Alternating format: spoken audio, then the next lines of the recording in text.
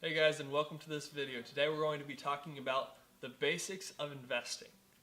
Now, as you can see, I'm in a sweatshirt and sweatpants. This is how we normally dress as we're in quarantine, or should I say quarantine. However, we're talking business today, so I should probably get cleaned up.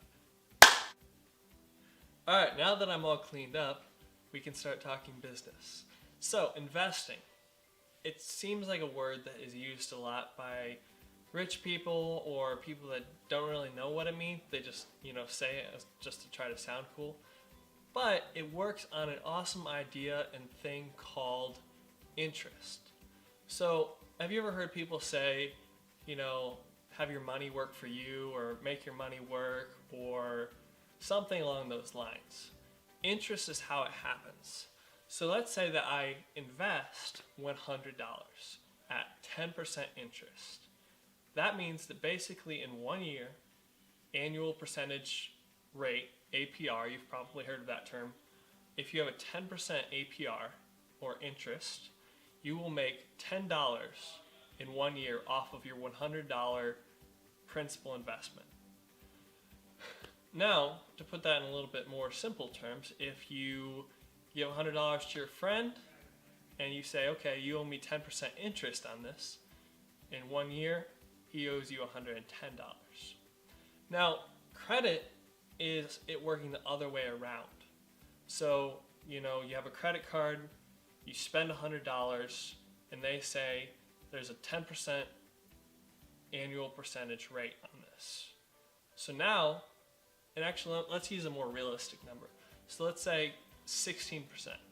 So your credit card has 16% APR or interest rate. And so you take out $100, you spend $100 using your credit card, and basically in 1 year, if you kept that balance, which normally you pay it off in monthly payments or however you do it, if you kept it for 1 year, you would in total pay $116 rather than just the $100 that you initially spent. So that's how that works. And if you can use that to your advantage, it can really help you financially. If it's used against you and you have a lot of debt, then it can really work against you. So that's why a lot of people will tell you, before you start investing, pay off your debt, because it's like reverse investing. Debt is like reverse investing.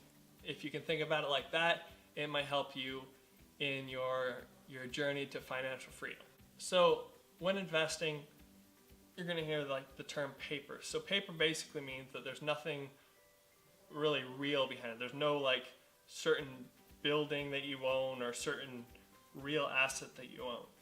So paper investing is stocks, bonds, ETFs, mutual funds, options. Those kind of things are called paper because although there is a company behind it, there's not a physical thing that money is attached to. Now, I can't speak too much to that because my forte is real estate. Now, real estate investing basically means that you have a real property attached to your money. So I buy a property for $100,000. Now I have a $100,000 asset that is a real property.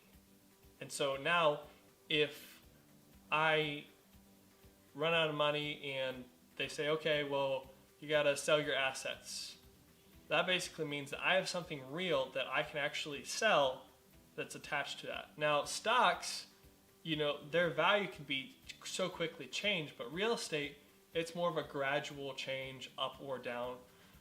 In 2008, we all know about the housing crisis that happened, and that was basically because people were taking out 0% loans, betting that the real estate market would keep going on the way that it was.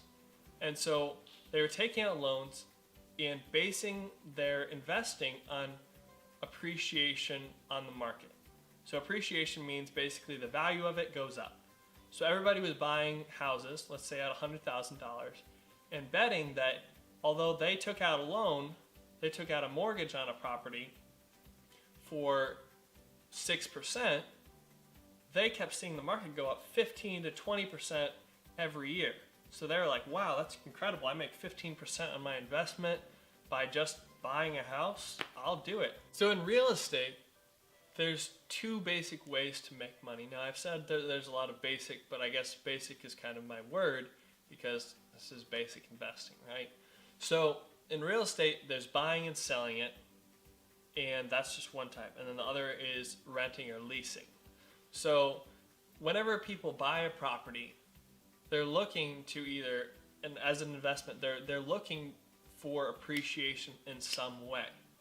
So whenever you buy a property, there's forced appreciation, which basically means you go in, you redo the kitchen, you redo the bathrooms, and hopefully whenever you put it back on the market, it has enough of a value that whenever you sell it after closing costs, you have a chunk of change, and that's what people refer to as flipping houses. That's what we do. We flip houses. That's kind of our main bread and butter right now. We used to do it back in Michigan, and it has been such an amazing journey, and we are only going to keep getting better as we learn more and as we get better. And our goal on this channel is to show you guys how it works and what we're doing with each and every one of our flip properties. So for us to keep bringing you amazing content, please hit the like button, subscribe to us, turn on that notification bell so that you can see our Waters family investments. And the other kind is renting or leasing. So this is basically kind of like the interest that we were talking about earlier, except it doesn't exactly work on the same percentage basing. Because as we all know, everybody who's rented before, you're paying a monthly rent to live in the property.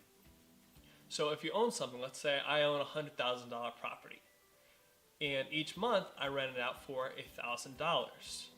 So basically that would mean that if I have a tenant in there, and if they're paying rent properly every month, they would pay $12,000 at the end of the year.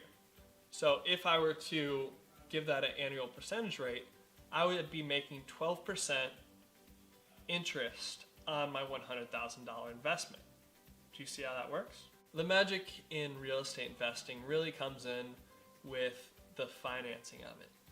So it's very important that you have a good mortgage lender or a good investor that's going to really work with you. And it's very important to have a great real estate agent.